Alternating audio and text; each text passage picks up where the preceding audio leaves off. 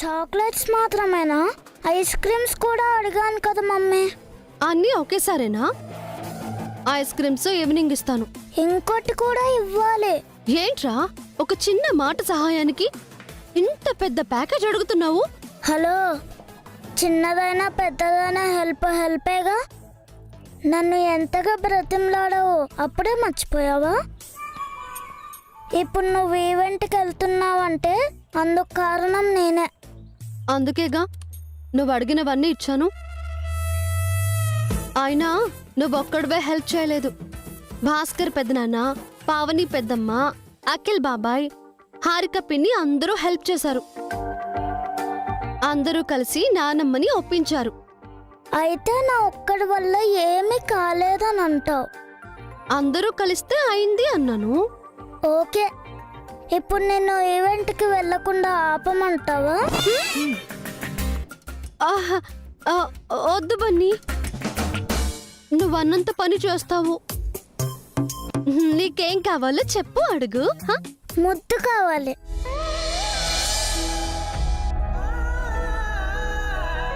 ఏంటి? Kiss mummy. ఇప్పుడు నువ్వు ఎంత హ్యాపీగా ఉన్నావో తెలుసా, ఎంత అందంగా ఉన్నావో తెలుసా. నిన్ను ఇలా చూసి చాలా రోజులైంది మమ్మీ. మనం ఈ ఇంటికి వస్తే సంతోషంగా ఉంటామని అమ్మమ్మ తాతయ్యలు చెప్పారు. నిజం కదా మమ్మీ? ఇప్పుడు మనం చాలా సంతోషంగా ఉన్నాం కదా. ఈ హ్యాపీనెస్ నా వల్ల నానమ్మ వల్ల కాదు మమ్మీ, డాడీ వల్ల. మనం ఇంత సంతోషంగా ఉండడానికి కారణం డాడీ. ఫస్ట్ నుంచి డాడీ మనల్ని సపోర్ట్ చేస్తున్నారు. నిన్ను చాలా బాగా చూసుకుంటున్నారు. నేను కిడ్నాప్ అయితే కాపాడారు. నేను హాస్టల్కి వెళ్తే నన్ను వెనక్కి తీసుకొచ్చారు. క్రికెట్లో డాడీని అవుట్ చేసిన డాడీ స్పోర్టివ్గా తీసుకున్నారు. ఇంకా నానమ్మ మంచిగా మారడానికి కారణం డాడీ. నిన్ను ఈవెంట్స్కి కూడా తీసుకువెళ్తున్నారు.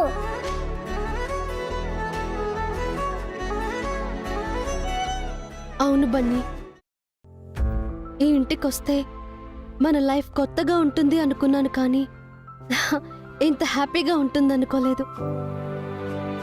నిజంగా మన సంతోషానికి కారణం ఆయనే.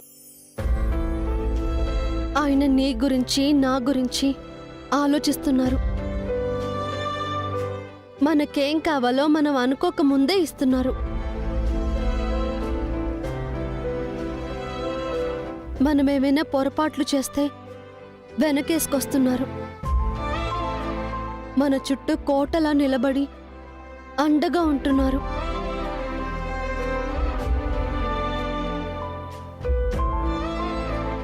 అమ్మమ్మ తాతయ్య మనల్ని ఎలా చూసుకున్నారు, అంతకు మించి ఆయన మనల్ని చూసుకుంటున్నారు. ఆయన్ని ఎంత పొగిడినా తక్కువే, ఏమిచ్చినా తక్కువే. ఆయన రుణము మనము తీర్చుకోలేము బన్నీ. ఆయన చాలా చాలా గొప్పవారు, మంచి మనసున్నవారు.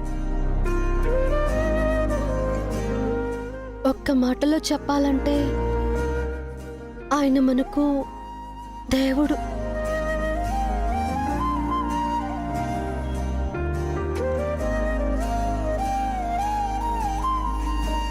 మమ్మీ, డాడీ ధ్యాసలో పడి నాకు ముద్దు పెట్టడం మర్చిపోతున్నావు.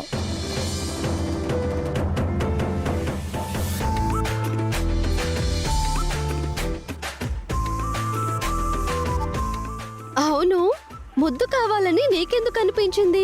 నువ్వు చాలా ఆనందంగా ఉన్నావు కాబట్టి. ముద్దుగా అందంగా కూడా ఉన్నావు బన్నీ.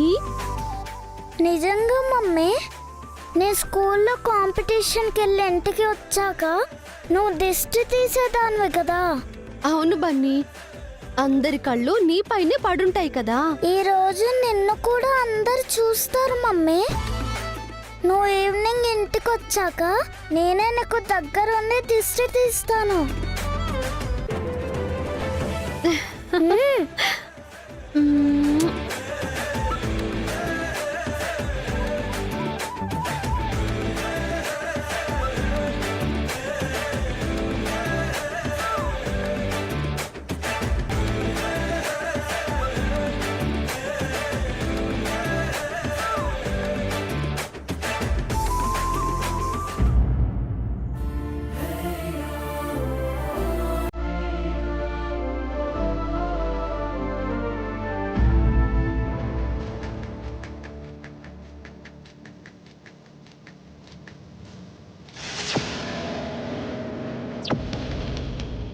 ఏం చేస్తున్నావు వదినా?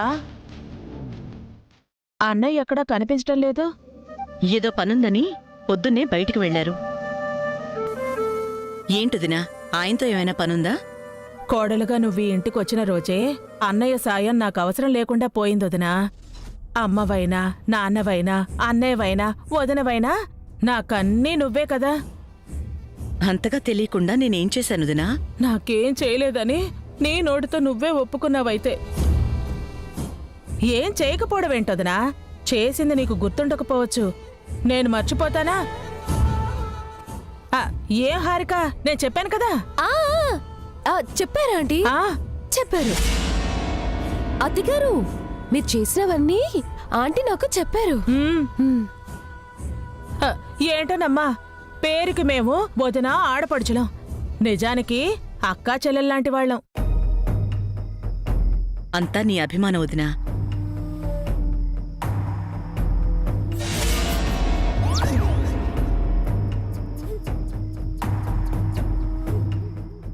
అన్నట్టు వదినా, నువ్వు ఎప్పుడైనా చుడిదార్ వేసుకున్నావా?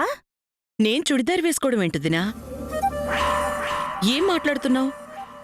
అంటే పెళ్లికి ముందు వేసుకోలేదా? పెళ్లికి ముందు హాఫ్ సారీ, పెళ్ళయిన తర్వాత సారీ, అంతకు మించే వేరే డ్రెస్లు నేనెప్పుడూ వేసుకోలేదు వదినా.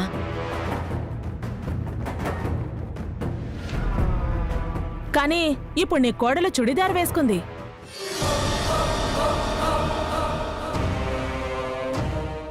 ఎవరు? నీకు తెలీదా వదినా? తెలిస్తే ఎందుకు అడుగుతాను? అంటే వదినా, నీకు తెలియకుండా చుడిదార్ వేసుకుందా? ఎవరు వేసుకున్నారో అని అడుగుతున్నాను. ఇంకెవరు? వసు.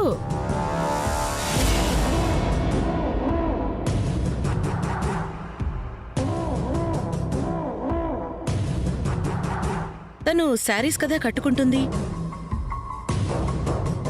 నిన్నటి వరకు చీరలే కట్టిందొదినా, కానీ ఈరోజే చుడిదార్ వేసుకుంది. అంటే ఈవెంట్ పనుల కోసం వెళ్తోంది కదా, కంఫర్ట్ కోసం వేసుకుందేమో. దేనికోసం వేసుకున్నా నిన్నొక మాట అడగాలి కదా. అలాంటి డ్రెస్సులు వేసుకుని బయటకు వెళితే పలానా జయంతి గారి కోడలు ఇలా ఉందేంటా అని జనం చెవులు ముక్కులు కొరుక్కోరు.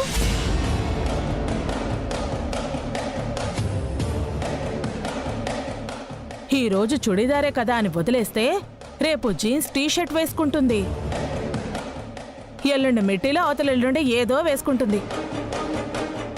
ఆ తర్వాత రోజు ఏ అవతారంలో కనిపిస్తుందో ఎవరికి తెలుసోదనా? మన హారిక పెళ్లికి ముందు జీన్స్ టీషర్ట్స్ వేసేదంట, పెళ్ళయ్యాక పద్ధతిగా చీర కట్టుకుంటోంది. ఆ వసుకి ఏం పోయే కాలం? రేపు ఈవెంట్కు వచ్చిన వాళ్ళంతా సంస్కృతి ఈవెంట్స్ చేసే ఆడవాళ్ళని సంస్కృతి సంప్రదాయం తెలీదు అని ఆడిపోసుకోరు.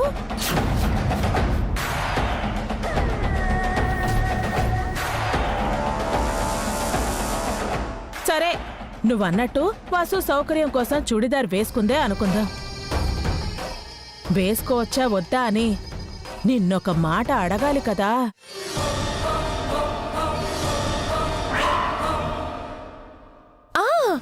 వసు అక్క అత్తయ్య గారిని అడిగిందేమో ఆంటీ.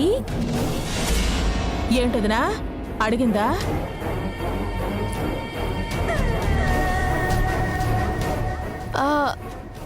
అయితే వసు అక్క బావగారికి చెప్పి చూడిదారు వేసుకుందేమో. అంటే మీ అత్తయ్యకి చెప్పనవసరం లేదా? అవునులే, అసలు విషయమే మీ అత్తయ్యకు ముందుగా చెప్పలేదు, ఇక ఈ విషయం ఎందుకు చెప్తుంది? ఏ విషయం వదినా? వద్దులే వదినా, చెప్తే నువ్వు మళ్ళీ బాధపడతావు. చెప్పొద్దినా. వసు ఈవెంట్ పనులు చేయొచ్చని నీకెప్పుడు తెలిసింది? నిన్న రాత్రి. అప్పుడే కదా మనకు ఆ ప్రస్తావన వచ్చింది. అదేంటత్తయ్య, వసు అక్కని ఈవెంట్కి తీసుకెళ్లాలని 2 రోజుల ముందే భాస్కర్ బావగారు అభిబావ గారు అనుకున్నారు కదా. నిన్న పొద్దున పావని అక్క నాతో చెప్పింది.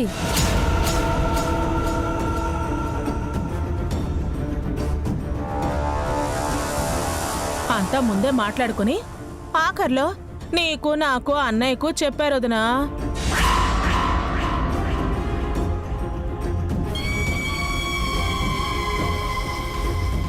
నేనింకా అత్తయ్య గారికి తెలిసేమో అనుకున్నానా ఆంటీ.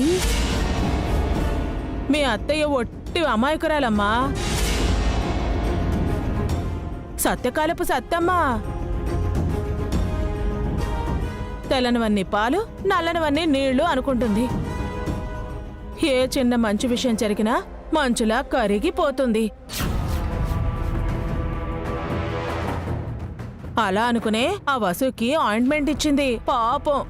అది అలసుగా తీసుకుని వసు ఇలా చేస్తోంది. ఏం చేస్తాం, మీ అత్తయ్య ఏమో లౌక్యంగా ఉండరాయే.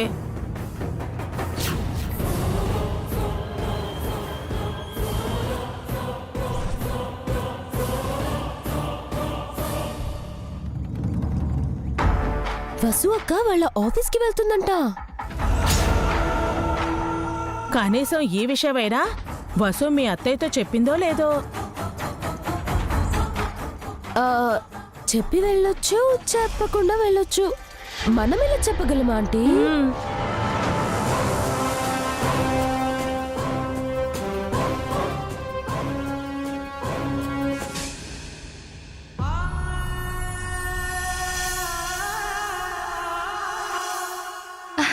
వసు ఎంత బాగున్నావో తెలుసా? పాత వసులా ఉన్నావు. పో అక్క, అందరూ ఇలాగే అంటున్నారు. అందంగా ఉన్నావు కాబట్టే అంటున్నాం. సాయంత్రం ఇంటికొచ్చాక నీకు దిష్టి తీయాలి. ఇందాక బన్నీ కూడా ఈ మాటే అన్నాడక్క. అన్నాడా? అయితే నేను అబద్ధం చెప్పలేదు కదా. మరి మా మరిది గారు ఏమన్నారు? సిగ్గుపడుతున్నావంటే ఏదో పెద్ద కాంప్లిమెంటే ఇచ్చుంటాడు. హే చెప్పు చెప్పు ప్లీజ్. హగ్గిచ్చాడా లేకపోతే కిస్ ఇచ్చాడా? ఛీ, పో అక్క. మరీ అంత సీక్రెట్ అయితే చెప్పొద్దులేమ్మా. అయినా ఇంత అందంగా ఉంటే ఎవరాగలరు? నాకే కొరుక్కు తినాలనిపిస్తుంది. ఊరికి ఆట పట్టించుకక్క. అందాన్ని పొగడ్డం కూడా ఆటేనా?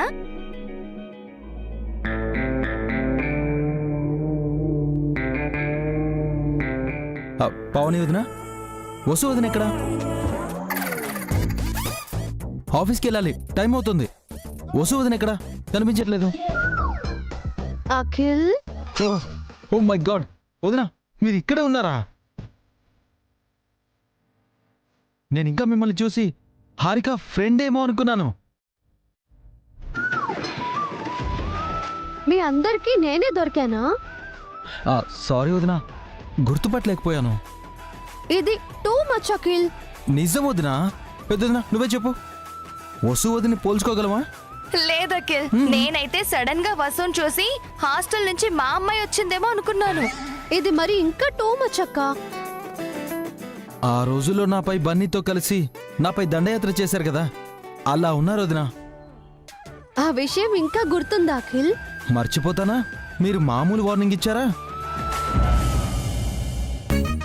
మర్యాదగా మొత్తం డబ్బులు ఇవ్వాల్సిందే, లేదంటే లేదంటే ఏం చేస్తారండి?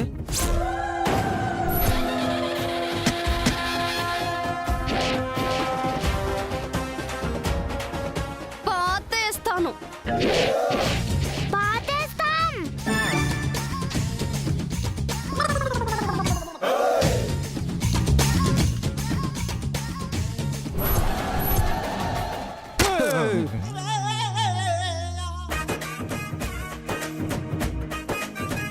అప్పుడే డిసైడ్ అయిపోయాను, మా అభి అన్నయ్యకి మీరే పర్ఫెక్ట్ అని.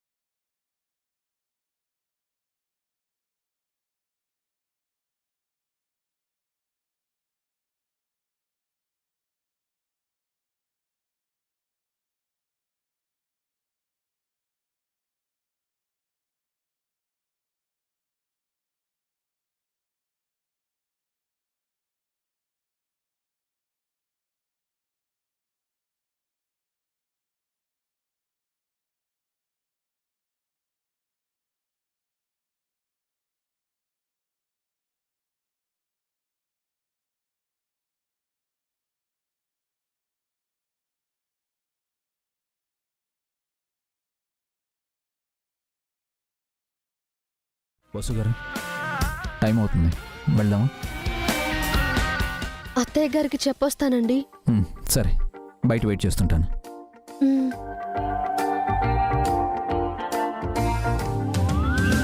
వదినా, మీరు రోజు ఇలాగే ఆఫీస్కి రావాలి. ఆఫీస్కి వెళ్దాం. బాయ్ పావని వదినా. బాయ్.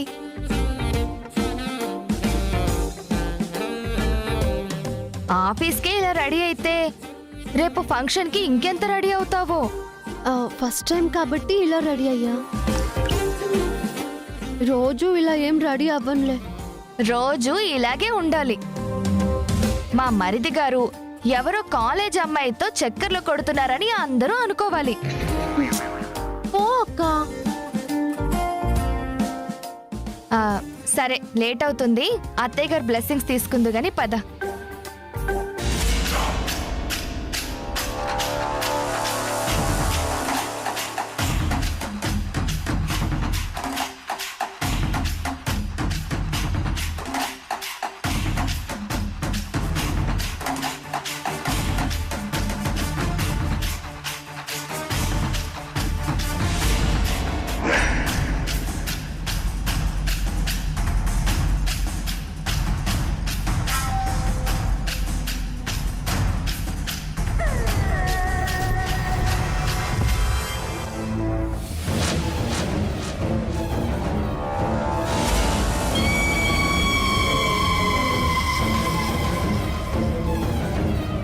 ఆఫీస్కి వెళ్ళొస్తాను అత్తయ్య.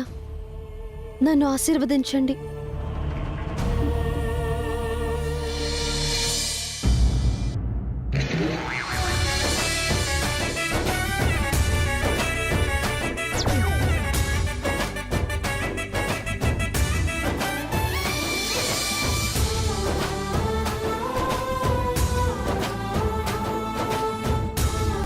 ఛ, పాద నమస్కారంతో పడేసింది. అయితే ఇప్పటి వరకు మనం అత్తయ్యకి ఇంజెక్ట్ చేసిందంతా వేస్టేనా?